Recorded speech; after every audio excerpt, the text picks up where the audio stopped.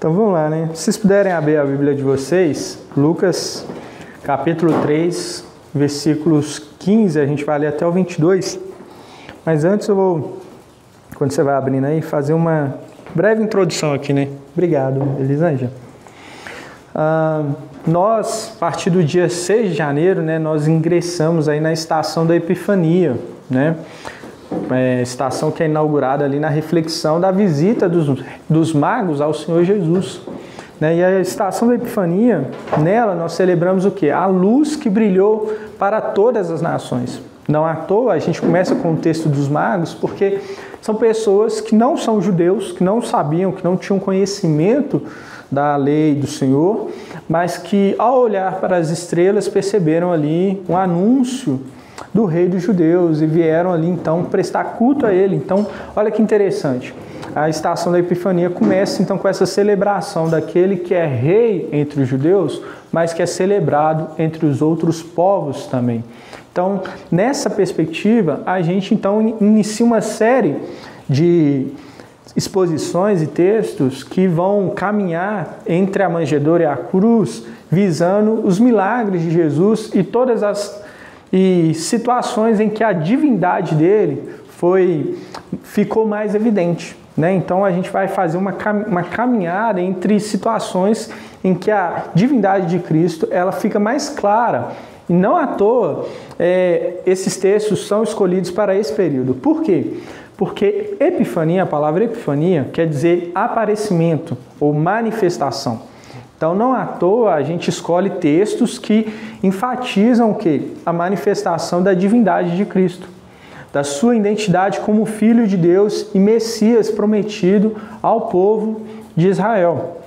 Então, a gente vai começar essa estação aí, né, celebrar essa estação do Advento com essa ênfase, né, nos milagres de Jesus e nas suas curas e naquilo que ele fez como Messias e como Filho de Deus. Então a gente vai ver vários relatos, principalmente no texto de Lucas, né, no Evangelho de Lucas, que é o evangelho que vai nos guiar nessa reflexão esse ano. E então a gente vai nessa reflexão que inicia agora, iniciou agora no dia 6 de janeiro e vai até terça-feira, antes da quarta-feira de cinzas, quando inicia a estação da quaresma, né? Que é essa preparação para o chamado ao discipulado.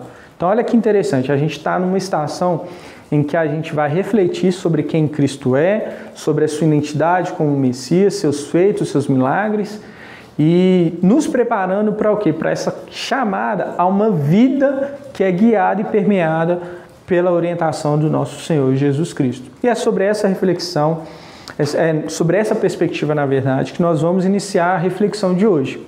Né? Nós vamos refletir ali um pouco no batismo do Senhor Jesus, na expectativa que o povo tinha a respeito do Messias e também no batismo do Senhor Jesus, onde a gente tem ali uma manifestação trinitária, uma manifestação do amor de Deus para com o seu Filho Jesus Cristo. Amém? Então vamos ler lá o texto de Lucas. Lucas 3, verso 25 diz: Estando o povo na expectativa e pensando todos em seu íntimo a respeito de João, se por acaso ele não seria o próprio Cristo, João tratou de explicar a todos: Eu, na verdade, batizo vocês com água, mas vem aquele que é mais poderoso do que eu, do qual não sou digno de desamarrar as correias das suas sandálias. Ele os batizará com o Espírito Santo e com fogo. Ele tem a pá em suas mãos para limpar a sua ira e recolher o trigo no seu celeiro. Porém, queimará a palha num fogo que nunca se apaga. E assim, com muitas outras exortações, João anunciava o evangelho ao povo. Mas Herodes, o tetrarca, sendo repreendido por João por causa de Herodias, mulher de seu irmão, e por todas as maldades que o mesmo Herodes havia feito, acrescentou a todas as outras ainda esta: mandou prender João.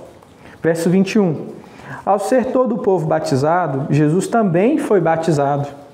E aconteceu que, enquanto ele orava, o céu se abriu. O Espírito Santo desceu sobre ele em forma corpórea, como pomba, e do céu veio uma voz que dizia: Você é o meu Filho amado, em você me agrado. Amém. Oremos. Senhor Deus e Pai, essa é a Tua palavra, Senhor. nós a lemos aqui nessa manhã e desejamos, Pai, ouvir a Tua voz, ouvir aquilo que o Senhor tem a falar aos nossos corações a partir da exposição desse texto, Senhor. Pai, que apesar das minhas limitações, o Senhor fale ao seu povo aquilo que o Senhor deseja e que todos nós tenhamos nosso coração tocado pela Tua palavra e possamos sair aqui transformados pelo Teu Evangelho, Pai. É o que te pedimos no nome do Seu Filho Jesus. Amém. Então veja, o texto começa com a expectativa do povo a respeito do Messias, né? A gente vê aí que o povo estava na expectativa e começa a pensar se João não poderia ser o Messias prometido. E aqui a gente tem que ter em mente a seguinte coisa: o povo já estava há mais ou menos 400 a 460 anos sem ouvir a voz de Deus. Quando a gente fala que o povo estava 460 anos sem ouvir a voz de Deus, é porque há 460 anos que Deus não levantava um profeta no meio do povo. Há 460 anos, mais ou menos, Deus não levantava um profeta para falar com o povo. Porque, lembra, no Antigo Testamento, quando você lê lá, a todo momento Deus está levantando profetas para anunciar a sua palavra, a sua vontade ao povo e trazer o povo à comunhão com Ele. Então, há 400 anos, Deus não fala nada, o povo não ouve Deus falar por meio de um profeta, mas aí aparece João. Um cara meio diferentão, diferente do estereótipo daquela época, um cara que vivia no deserto, comia mel silvestre, se vestia com roupa de camelo. E ele vai e começa a falar e anunciar e chamar o povo ao arrependimento. E não só isso, ele não só chama o povo ao arrependimento, mas começa a anunciar que é chegado o reino de Deus, que o Messias está próximo. Então veja, ele começa esse ministério e começa a batizar pessoas para a remissão dos seus pecados, né? Pessoas que se arrependiam dos seus pecados, ele ia lá e as batizava. E não só isso, a gente vê, por exemplo, se você voltar alguns versículos aí no capítulo 3 de Lucas, você vai ver que ele dá orientações para aquele povo como eles devem viver, né? A partir daquele momento ali que eles se arrependeram dos seus pecados. Então, João começa a fazer, agir ali e novamente comunicar a vontade de Deus ao povo. Aí o povo começa a pensar, não, Deus se calou há tanto tempo e nós estamos na expectativa da vinda do Messias, do Rei prometido, aquele que vai nos libertar dessa condição de escravos, de subjugação sobre Roma e que vai trazer prosperidade a Israel e que vai fazer Israel florescer e vai ser bênção para as nações. Então, provavelmente esse homem pode ser o Messias. Então eles vão até João para averiguar se é ele mesmo o Messias. Então, João dá uma resposta para eles que é muito enfática, né? E muito bela também. Por quê? Ele começa a dizer que ele não é o Messias. Eu sou um profeta, Na verdade, ele nem se reconhece como profeta. Ele fala, olha, eu não sou o Messias. Eu só batizo com água para arrependimento dos pecados. Mas virá um outro que é muito superior a mim. E alguém que eu sou tão inferior a ele que eu não sou nem digno de tirar as sandálias dos seus pés. Olha que interessante, João, quando ele fala que não é digno de desatar as sandálias ou tirar as sandálias dos pés de Jesus, ou daquele que viria, né? Ele está dizendo que ele era o mais indigno dos servos. Por quê? Porque essa atividade de tirar as sandálias de um senhor, dos pés de um senhor, era dada para o criado ou para o servo que era assim de menor valor. Na verdade, alguns diriam que a pessoa ninguém era digno de fazer esse tipo de trabalho. Então, ou seja, João está dizendo, olha, eu não tenho nem dignidade suficiente para desatar a sandália dele. Eu sou o menor dos servos desse que virá. Então vocês não devem olhar para mim, vocês devem olhar para aquele que vem após mim. Porque ele, diferente de mim que batizo com água, ele batizará vocês com o Espírito Santo e com fogo. E veja, ele não para aí, né? Ele fala que vai batizar com o Espírito Santo e com fogo. Por quê? Porque ele está com a pá na mão. Pá era essa ideia de pá na mão para recolher o trigo, né? E separar o joio. É a ideia de você está num campo onde o trigo foi colhido, só que junto do trigo você tem o que? Palha, você tem joio, você tem aquilo que não é trigo. Então, como eles faziam para selecionar o trigo, separar o trigo do joio, da palha? Eles lançavam para o alto o trigo junto da palha, e aí o vento soprava a palha e o joio e tudo que não era trigo saía voando e o trigo ficava no chão. E João está nos comunicando o que com isso? Que ele trará o que? Salvação para aqueles que são seus. Mas para aqueles que são palha, eles vão que? Receber juízo. Então, batismo no Espírito Santo e com fogo é salvação, batismo no Espírito Santo, e fogo é juízo. Então, a expectativa de João a respeito daquele que viria após dele é de que quando ele viesse, ele executaria então o juízo sobre os inimigos de Deus e salvaria o povo de Deus. Nada muito diferente daqueles que já tinham a expectativa de que o Messias viria. Então João está dizendo isso. Não, olha, eu não faço esse trabalho. Quem faz esse trabalho é aquele que vem após mim. É o Messias. Esse é o Messias. E quando ele estiver fazendo isso, vocês devem seguir esse cara. E aí, o texto continua, né, dizendo que João fazia várias exortações ao povo e anunciava o evangelho. Isso aqui é um diferencial de João para os outros profetas, né? Algumas pessoas apontam isso, que é o diferencial de João para os outros profetas. Por quê?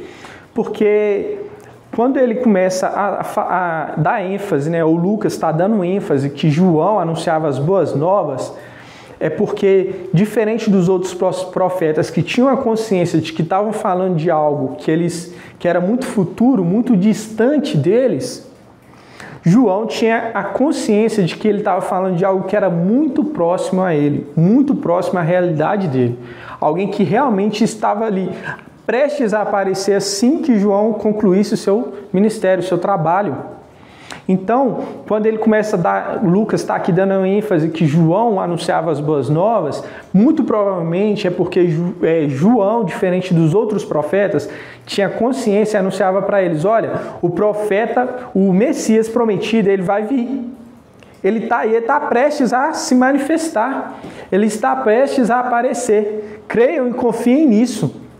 Eu vim para preparar o caminho para ele, porque ele está chegando.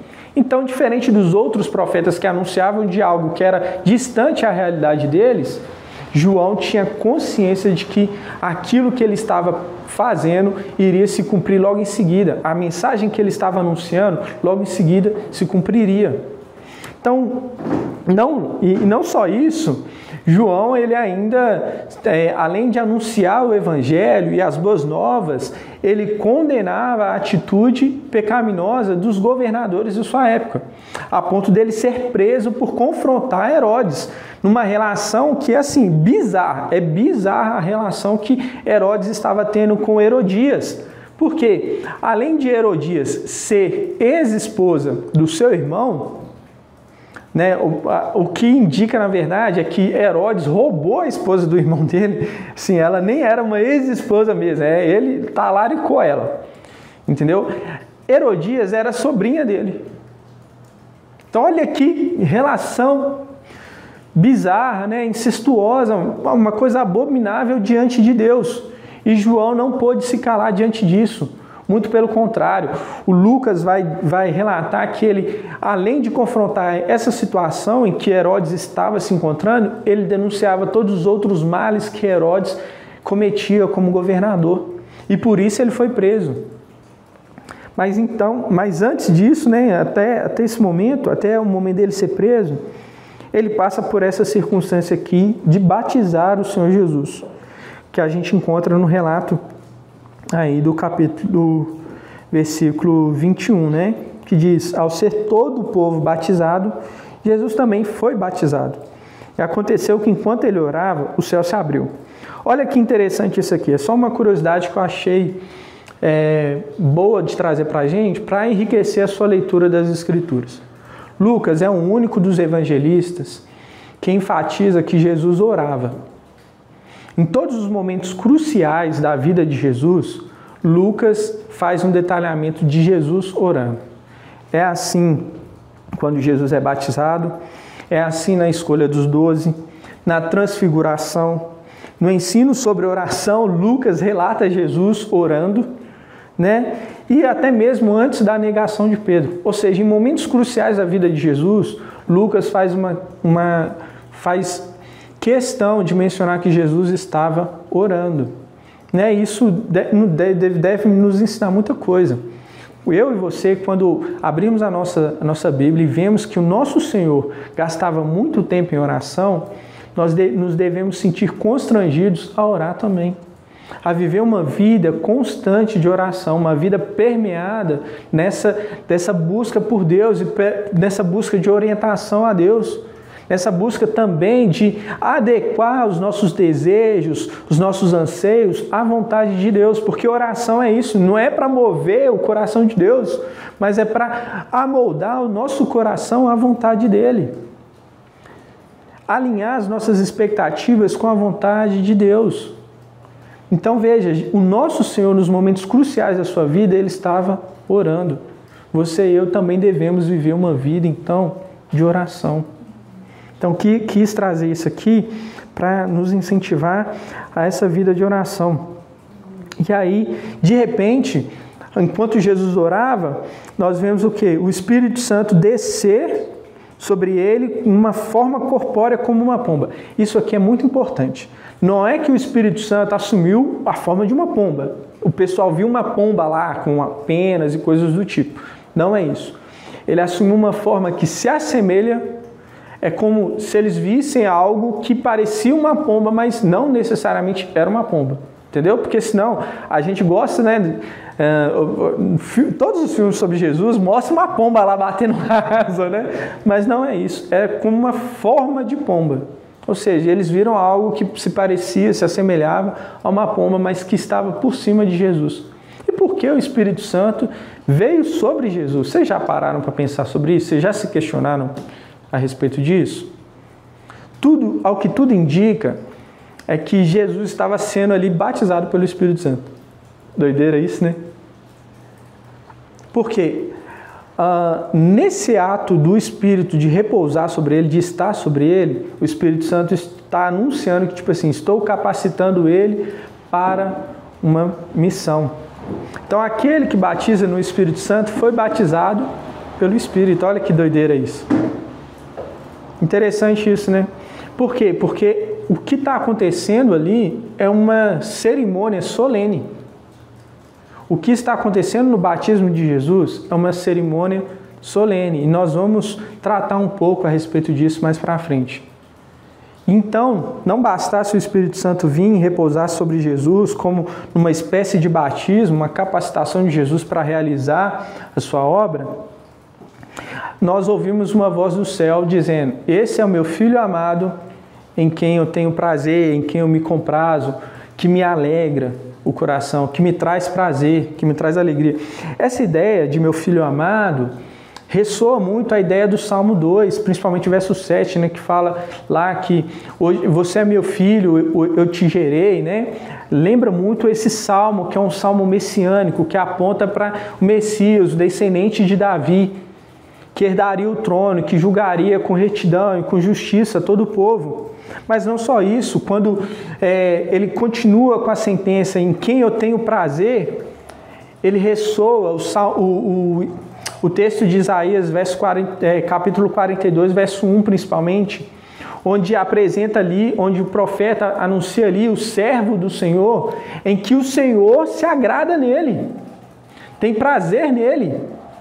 Você lendo lá Isaías 42, verso 1, você vai ver que esse servo do Senhor, que sofreria, Deus se agrada dele.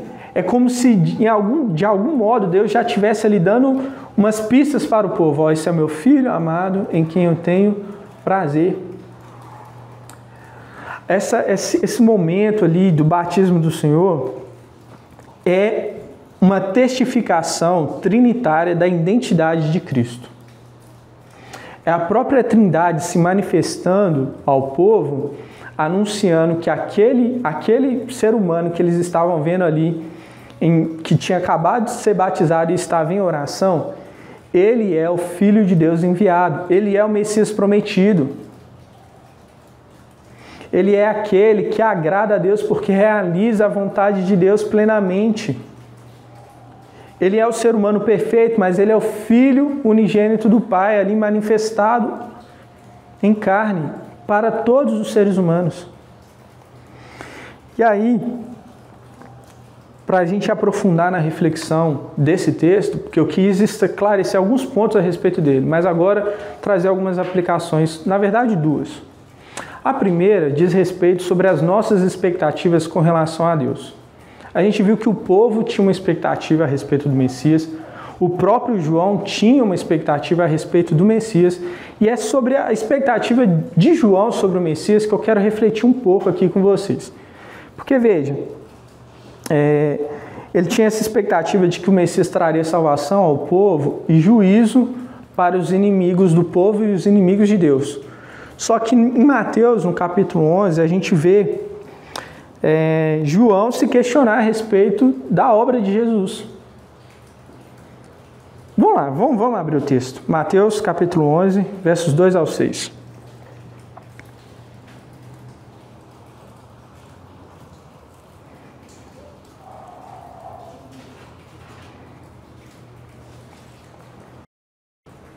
Aí, ó, que isso, hein? Eficiência e eficácia. Mateus, capítulo 11, versos 2 a 6. Diz assim o texto: Quando João no cárcere ouviu falar das obras de Cristo, mandou que seus discípulos fossem perguntar: Você é aquele que estava para vir ou devemos esperar outro? Então Jesus lhes respondeu: Voltem e anunciem a João o que estão ouvindo e vendo. Os cegos veem, os coxos andam, os leprosos são purificados, os surdos ouvem, os mortos são ressuscitados, e aos pobres está sendo pregado o Evangelho. E bem-aventurado é aquele que não achar em mim motivo de tropeço. Essa resposta que Jesus dá para João, ela está permeada de referências ao profeta Isaías. Está permeada. Pelo menos 3 referências ali a gente acha fácil. E eu vou ler para vocês não terem que abrir. Mas caso vocês queiram anotar, vocês vão achar essas referências em Isaías 35, do 5 ao 6, 61, verso 1 e Isaías 8, 14 ao 15. Isaías 35, 5 e 6 diz o seguinte, olha só. Então se abrirão os olhos dos cegos e se desimpedirão os ouvidos dos surdos. Os coxos saltarão como as corças, e a língua dos mudos cantará, pois águas arrebentarão no deserto e ribeiros no ermo. Isaías 61, verso 1 diz o seguinte: O Espírito do Senhor Deus está sobre mim, porque o Senhor me ungiu para pregar boas novas aos pobres. Enviou-me a curar os quebrantados de coração, a proclamar a libertação aos cativos e a pôr em liberdade os algemados. Vê se não ressoa com a resposta que Jesus deu. Mas não para aí. Por quê? Jesus, quando ele cita lá, olha, falem para João que os cegos estão vendo, os coxos estão andando, né? Os mortos estão sendo ressuscitados, o evangelho está sendo pregado aos pobres. Nós vemos todas essas referências aqui. Jesus está dizendo para João: eu sou aquele servo sofredor que Isaías anunciou. Eu sou o Messias prometido. Porque lembra que o teor da pregação de João era exatamente as palavras do profeta Isaías. No capítulo 3 de Lucas, por exemplo, a gente vê esse relato. O próprio João, quando questionado a respeito de quem ele cita o profeta Isaías. Então é como se Jesus estivesse dizendo para ele: ó, lembra do profeta, lembra do que o profeta disse. Que ele me falou que os surdos iam ouvir, que os cegos iam ver, que os coxos iam andar, que o evangelho ia ser pregado aos pobres. Então, pois é, vão lá, falem do que vocês estão vendo e do que vocês estão ouvindo para João. Mas ele não para aí. Ele fala o seguinte: bem-aventurado é aquele, no verso 6 aí, né, de Mateus, ele fala, ó, bem-aventurado é aquele que não achar em mim motivo de tropeço. E Isaías 8, 14 e 15, fala algo a respeito sobre tropeço também relacionado ao servo do Senhor, ao Messias que viria.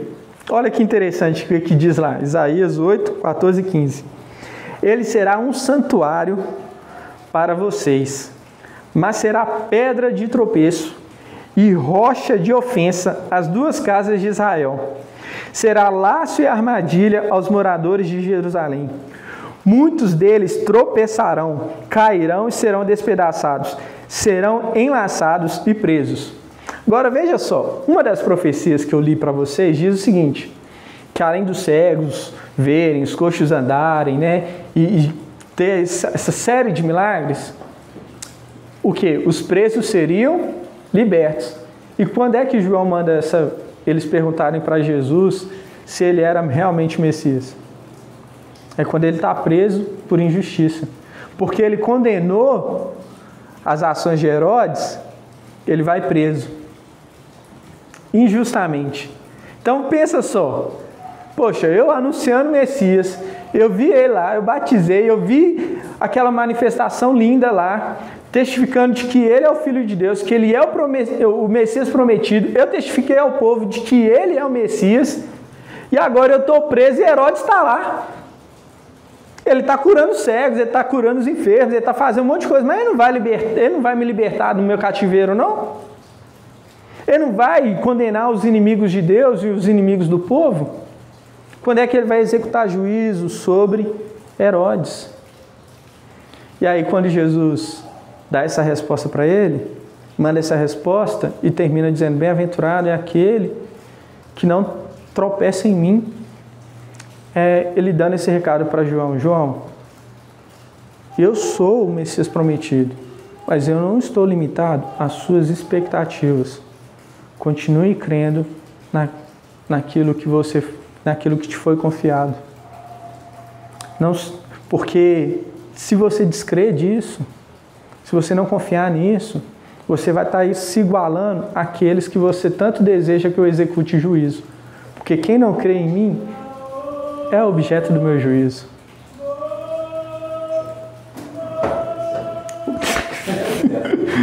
Então, Jesus manda os discípulos de João com essa resposta para ele. E isso nos fala muito a respeito das nossas expectativas a respeito de Deus. Quantas vezes a gente, com vários problemas, várias dificuldades, às vezes encarando os pecados, a gente ora para Deus, dizendo para Ele o que Ele deve fazer. Não é assim? Muitas vezes a gente não ora assim, Senhor, eu não estou com essas contas aqui, eu preciso pagar minhas contas e tal, eu estou desempregado, aí surge uma oportunidade lá e você começa a orar, Senhor, que eu passe naquele emprego. Aí você começa a dizer para Deus tudo que Ele tem que fazer para você. Você já reparou que a gente faz isso? Não, porque, ó Senhor, muda o coração da minha esposa. Ela pega no meu pé demais. Mulher chata. Entendeu? A gente começa a fazer esse monte de coisa. A gente começa a dizer para Deus o que Ele tem que fazer. E veja, nem sempre são por motivos errados. Muitas vezes a gente está bem intencionado, com palavras corretas, assim como João. João, ele viu a manifestação lá do Espírito Santo sobre Cristo, a voz de Deus testificando que Ele é o Filho de Deus. Ele sabia, esse é o Messias.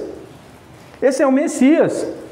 Então ele tinha uma expectativa boa, o povo tinha uma expectativa boa de um rei que viria, que libertaria eles. Não é errado, estava bem fundamentado. Mas Deus não se limita às nossas expectativas.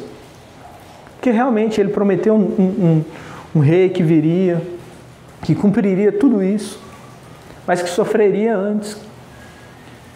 E Jesus se associa a essa imagem do rei que sofre primeiro para libertar o seu povo da escravidão do pecado, quebrando a expectativa do povo, daquele rei vitorioso e tal, que iria vir e executar juízo sobre os inimigos do povo. E aí, muitos se perdem nisso, se perderam nisso. E quantas vezes a gente se perde também nessas expectativas que a gente vai criando a respeito de Deus. Não, porque eu sei que Deus faz com que todas as coisas cooperem para o meu bem. Aí você começa a imaginar o que você imagina como bem. Você começa a estipular que Deus vai fazer aquilo que você acredita que é bom para você. E aí você começa a ter fé na sua expectativa a respeito do que Deus vai fazer e não no Deus que faz. E aí você troca o Deus que te prometeu o bem pela sua expectativa a respeito do que é bem. E aí quantas vezes a gente não vai guiando a nossa vida nessas coisas, desse modo, a expectativa de que Deus faça conforme nós achamos que deve ser feito, e perdemos de vista o Deus que sabe e nos conhece melhor do que nós mesmos, e que sabe o que nós precisamos muito mais do que nós mesmos sabemos. Então eu te convido nessa manhã a sondar o seu coração para ver onde você tem colocado a sua fé. Porque deixa eu te falar, fé não é a confiança na expectativa daquilo que você acha que Deus vai fazer. Fé é confiança em Deus, que Ele vai fazer o melhor para você, mesmo que isso frustre as suas expectativas. Então, nessa perspectiva, você tem que orar e falar, realmente colocar diante de Deus o seu problema e deixar que Ele apresente a solução. E estar aberto para vivenciar a solução que Ele tiver para você. Que Ele propôs para você.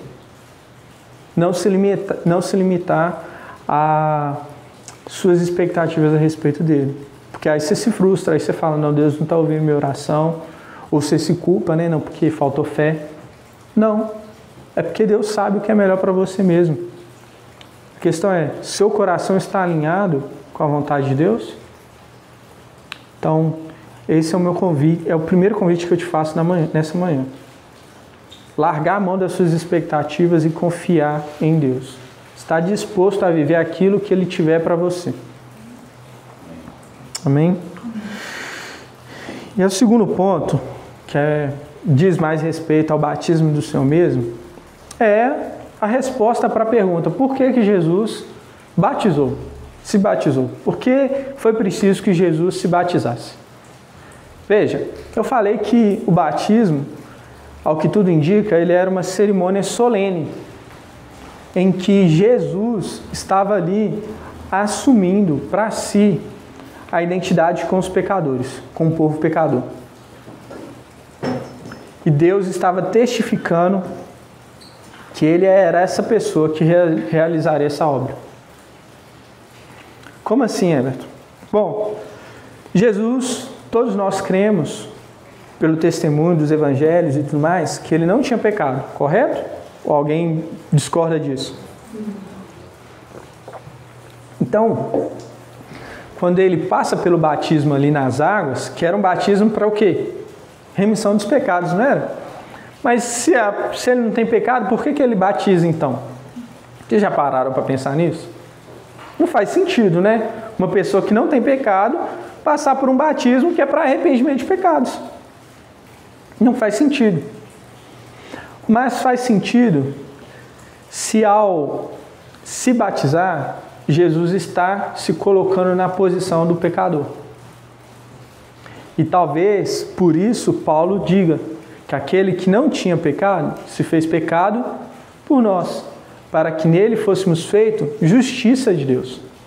E veja só, quando a gente lê os evangelhos, principalmente nos relatos do batismo, logo em seguida do batismo você tem o quê? A primeira ação de Jesus é ir para o deserto para ser tentado. O Espírito Santo leva ele ao deserto para ser tentado por Satanás. Por que isso? Porque no batismo, Jesus está assumindo para si a representação do povo. Em Mateus, por exemplo, você vê a genealogia de Jesus e Mateus está preocupado em mostrar para o povo que Jesus é o quê? Um descendente de Davi. Não só um descendente de Davi, um verdadeiro israelita descendente de Abraão, que ele leva a genealogia até Abraão. Só que Lucas está escrevendo para os gentios. O público de Lucas não são judeus, são pessoas fora cristãos que se converteram a Cristo, mas que não são judeus. E aí Lucas logo depois do batismo do Senhor, ele é muito inteligente. Ele coloca a genealogia de Cristo. Só que a genealogia de Cristo em Lucas, ela não para em Abraão. Ela vai até Adão e termina. Adão, filho de Deus. A fim de mostrar que Jesus, como representante, ele não é só um verdadeiro israelita, ou verdadeiro Israel, como muitos pensam. Mas ele é o verdadeiro ser humano. Não à toa, se a gente pensa nessa perspectiva, quando Deus olha para ele e fala assim, esse é meu filho amado em quem eu tenho prazer, a gente pode ter a condição de pensar, esse é o tipo de ser humano que agrada a Deus. Esse é o tipo de gente que Deus tem prazer nele. Então, quando Jesus vai para o deserto e vence no deserto, como um verdadeiro israelita ou verdadeiro Israel, ele vence aonde Israel fracassou, que é o quê? No deserto. Se ele ir lá, Êxodo, Deus vem, faz uma aliança com o povo, dá a eles aos 10 mandamentos. Moisés, voltando do encontro com Deus com as 2 placas, encontra o povo adorando ao bezerro de ouro. Ou seja, onde o povo falhou, errou, pecou contra Deus, Jesus permanece fiel, que ele é tentado e vence. Mas veja, como representante da humanidade, ele vence Satanás, assim, revertendo aquilo que Adão e Eva não deram conta de fazer no jardim, que é permanecer fiel a Deus.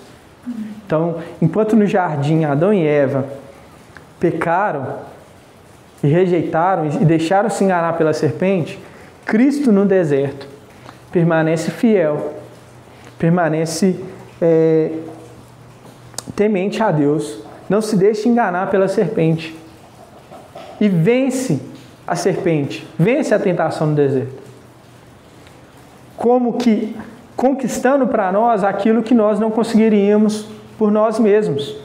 Então o batismo é essa cerimônia solene em que Deus, a Santa Trindade, anuncia ali o verdadeiro representante de Israel e de todos os povos, aquele em que todos os povos são abençoados, em que todas as nações ganham a bênção de Deus, recebem o favor de Deus. Na verdade, é nele em que todos, em que Deus se agrada de todo ser humano.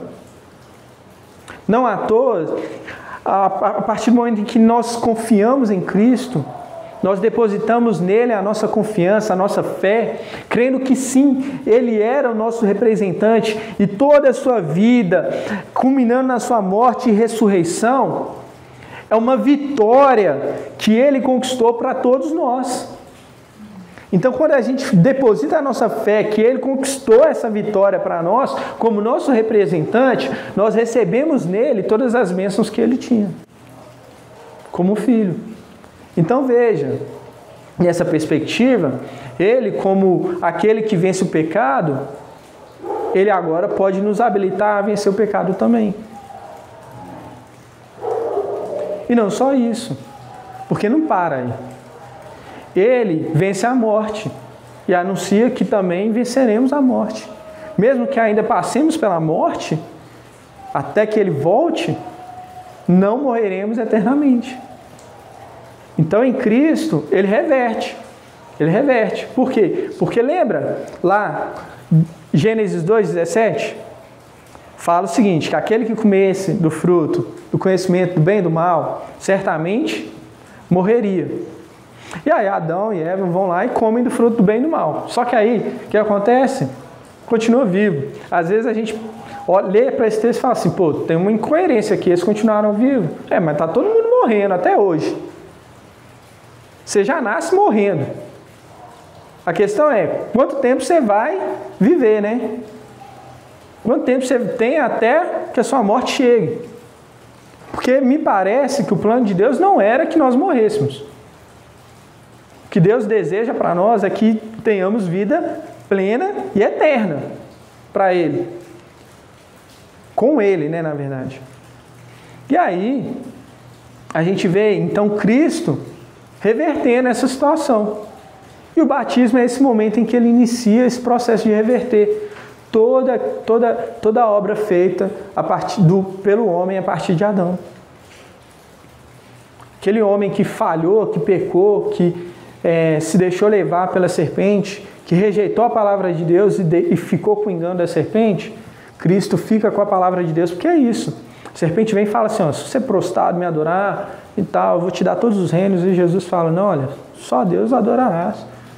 Não, por que você não transforma essa pedra em pão? Não vou tentar.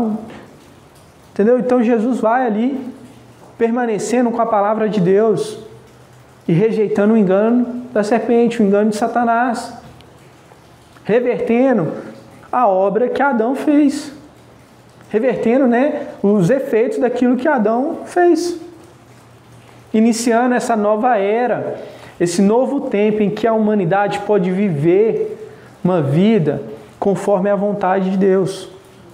É a realidade do reino invadindo a nossa história.